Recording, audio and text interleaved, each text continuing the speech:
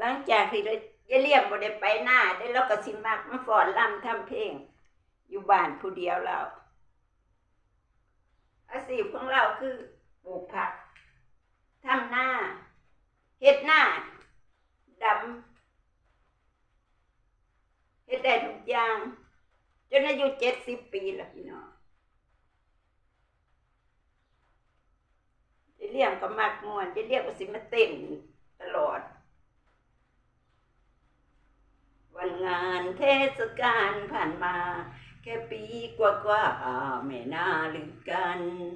ในงานนั้นออกพรรษา